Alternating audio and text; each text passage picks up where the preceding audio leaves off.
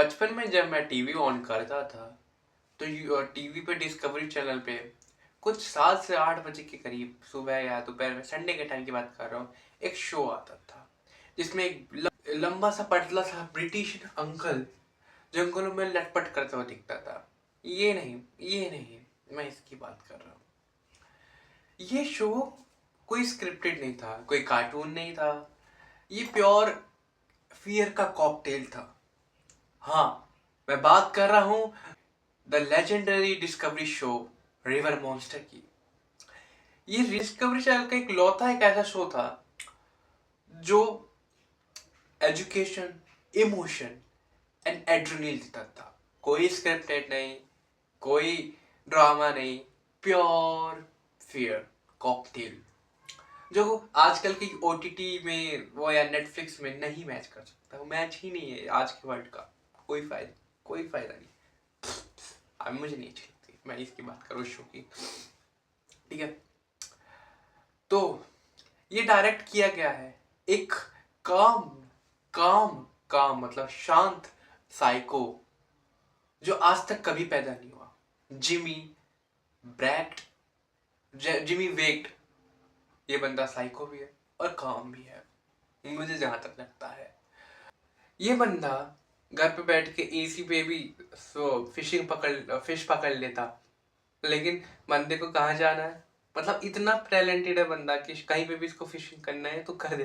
पता नहीं वहां लैट्रिन बाथरूम करते वक्त भी फिशिंग करता होगा। बंदे ने अमेजोन और इंडियन रिवर्स और स्वाम और भी पता नहीं कहाँ कहाँ कौन कौन सी जगह पे, अफ्रीका में जहाँ पे भी इसको जगह मिल जाती थी वहां पे फिशिंग कर लेता था। और हर एक एपिसोड में एक चीज तो कॉमन थी जो मुझे पता थी, today something dangerous is caught by him. कोई डरावना भूत आज भी इसके द्वारा पकड़ा जाएगा। ये बात तो हर एपिसोड में कॉमन थी। कुछ कुछ एपिसोड नहीं भी पकड़े जाते थे, लेकिन वो सौदावी में ये चीज तो नॉर्मल थी कि हाँ आज कोई नई फिश देखने को मिलेगी जो आज तक उस टाइम पे 2009 से 2014 के बीच में नहीं दिखती थी। मतलब उस टाइम पे मीम्स भी नहीं था उतना, ये सब यूट्यूब वगैरह भी नहीं था, मतलब था लेकिन उतना नहीं था, लोगों के पास नहीं था आज की तरह। वेल हो गया, पिराना मछली हो गई, और भी पता नहीं कौन कौन सी मछलियों के बारे में मुझे इसी के शो के बाद इसके इसके शो देख के ही पता चला है।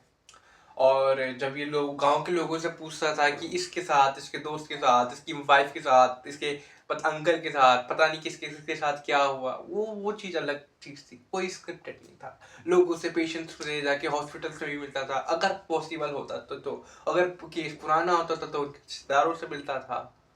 लेकिन बंदा मतलब कोई भी स्क्रिप्टेड नहीं था। बहुत ही अच्छा शो था ये, मुझे और अब बहुत पसंद है। अभी भी मैं देखता हूँ ये शो, बिल्कुल। और ये शो को यही चीज अलग बनाता है, no scripted, pure fear cocktail, pure adrenaline, education भी देता था और इमोशन भी। ये कैसे वो प्रे बना प्रेडिटर से, मतलब प्रेडिटर कौन बंदा प्रे बना, वो चीज। सबसे बड़ी बात नेक्स्ट टॉपिक है कि इस शो को लेजेंडरी क्या बनाता है। मेरा ब्रूटल ओपिनियन, मेरा पॉइंट जहां तक मुझे लगता है, पहला जेमी वेड खुद। ये बंदा मतलब 2 से 3 दिन तक नदियों के पास भटकता रहता था। No shooting, no scripting, no drama, just pure patience. बंदा ये डेडिकेशन और कोई नहीं दिखा सकता था जितना डेडिकेशन ये जिम व्रेड, ये बुढ़ो दिखाता था, ब्रिटिश बुढ़ो। इस चीज के लिए तो मैं ताली बजाऊंगा।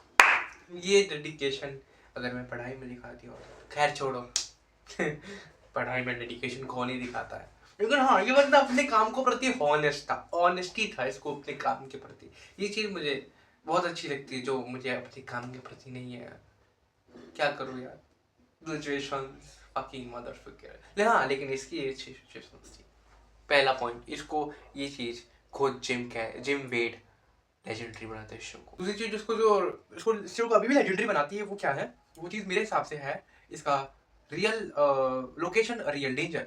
बंदा अमेजोन के जंगलों में, स्वान इंडियन रिवर्स में, क्रोकोडाइल्स के पीछे रॉ ब्रूटल शॉट्स लेना हो, या चाहे या मतलब कुछ भी ऐसा शॉट्स लेना हो, literally FL wish death feeling. कोई भी स्टूडियो लाइटिंग वगैरह नहीं, कोई ऑडियंस नहीं, just pure pure pure things, बंदे ने तो एक बार मतलब देख रहे हो काफी बार बहुत मतलब रियल डेंजर होता है। एक बार तो फिश पकड़ रहा था तो एनाकोंडा पकड़ लिया था। हाँ हुआ था एक एपिसोड में मैंने देखा था। लेकिन हाँ मतलब एनाकोंडा ही था, फिश पकड़ने का था, एनाकोंडा पकड़ लिया था। फिर क्रोकोडाइल भी कभी कभी पीछे पड़ जाते थे। तो ये चीजें होती है क्योंकि भाई रियल है तो रियलिटी अमेजोन के जंगल में हो गई। जो इस शो को लेजेंडरी और लेजेंडरी बनाती थी और बनाती है अभी भी, वो है every episode investigation plus thrill.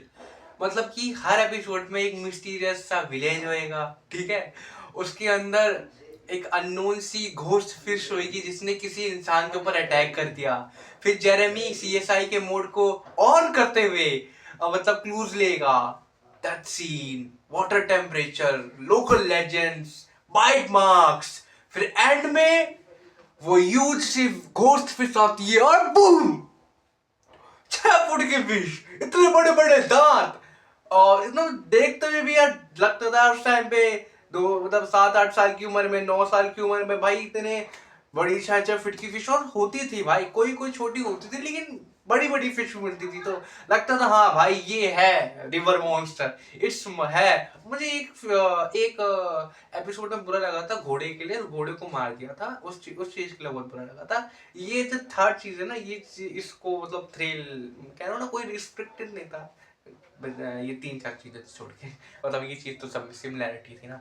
हाँ ये चीज इस शो को उसको और what I love in this show, first Jim Carrey voice and narration, जो कि एक काम और स्कैरी कॉम्बो देती थी, ठीक है। Second, the respect of nature, मतलब किसी भी फिश को पकड़ता था तो उसको टॉर्चर नहीं करता था, तुरंत रिलीज कर देता था रिस्पेक्टफुली, जो मुझे अच्छी लगती थी और यही होना ही चाहिए। चीज है ट्रू एजुकेशन, भाई बंदा फिश की बायोलॉजी बता देता था, science based, science real science based. इतना अच्छे से अगर साइंस में 9th और 10th में साइंस में बताया जाए तो मज़ा ही आ जाए, लेकिन वो थोड़ी ना बताएंगे। लेकिन ये इसे साइंस और बायोलॉजी की क्लास मैं लेना चाहूँगा, अगर जानवरों पे होगी तो बिल्कुल लेना चाहूँगा, बहुत अच्छे से समझाता। तो ये चीज़ मुझे काफ़ी अच्छी लगती थी इसके अंदर है। अच्छे एक्टर की तरह ये सस्पेंस क्रिएट करता था, हर एपिसोड को शुरू से लेकर एंड तक ले जाता था और ऑडियंस ग्रैब कर रखता था, ये चीज़ मुझे अच्छी लगती है। इसकी जेरेमी वेड की जो इसमें डेडिकेशन है वो कोई भी नॉर्मल एक्टर नहीं कर पाएगा, कोई भी नहीं कर पाएगा। वो गोल्ड वाला फेक शो नहीं था,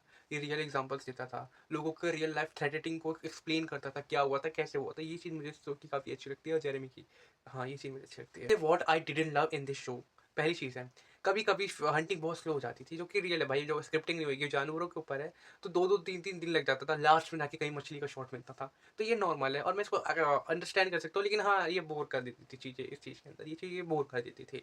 सेकंड चीज़ है एवरी क्रिएचर को मैन ईटर बनाना, ये चीज़ मुझे भी काफ़ी बेकार लगती है और सच्ची में ये चीज़ बेकार थी। लेकिन ये भी एक तरह का अंडरस्टैंडेबल है।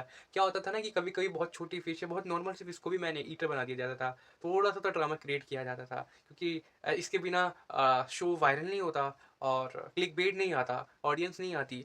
सो इट्स अंडरस्टैंडेबल, ये भी चीज़ अंडरस्टैंडेबल है, लेकिन ये चीज़ इसको मतलब थोड़ा तो डिक्रीज करती है इस शो के अंदर। थर्ड चीज़ है जेरेमी का वॉइस ओवर, मतलब ये बार बार क्या किलर किलर ये चीज़ बार बार वर्ड्स रिपीट करना, या joint in the deep, joint in the deep, ये सब चीज़ उसको थोड़ा अजीब लगता था। बट हाँ अगेन नॉस्टैल्जिया सेव्स एवरीथिंग, सीधी सीधी बात। First, is this show is fake और रियल, तो सच कहूँ तो 80% रियल है शो और 20% फेक ड्रामा है, क्योंकि चैनल का डिस्कवरी लेवल पे या डीवी ड्रामा के हिसाब से करना पड़ता है, उसके बिना कुछ नहीं हो सकता था। इतना तो एपिसोड में सस्पेंस बढ़ाने के लिए सीन्स रीशूट होते थे, लेकिन जो क्रिएचर्स थे, फिशिंग था, लाइफ स्टोरीज थी, वो सब 100% रियल था। हाँ ये चीज। Should you watch this in 2025? Hello yes, मैं कहूँगा हेल यस, हाँ जरूर जरूर जरूर आप शो इसको रिवॉच कर सकते हो। इस टाइम पे जो ओटीटी पे जितना भी नेचर से रिलेटेड कंटेंट आ रहा है ना, सब में साइनी एडिटिंग है और ओवर रिएक्टिंग है, ठीक है। रिवर मॉन्स्टर रियल ग्रिड, सीधी बात, नो बकवास। अगर तुम मेरी तरह 2000s की किड हो, मैं 2007 के अराउंड का हूँ, तो मतलब मैंने भी इसको 2014 के अराउंड मैंने शो देखा था। उस टाइम के किड्स हो, 14 तक ही आया है मूवी, मतलब आया तभी भी, लेकिन अभी मतलब उस टाइम तक के किड्स हो तो ये तुम्हारे लिए नॉस्टैल्जिया रिलोड कर देगा। लेकिन अगर तुम एक न्यू हो, ये तुम्हें क्यूरियोसिटी का गेट ओपन कर देगा। तब तक के लिए वॉच, एंजॉय योर लाइफ।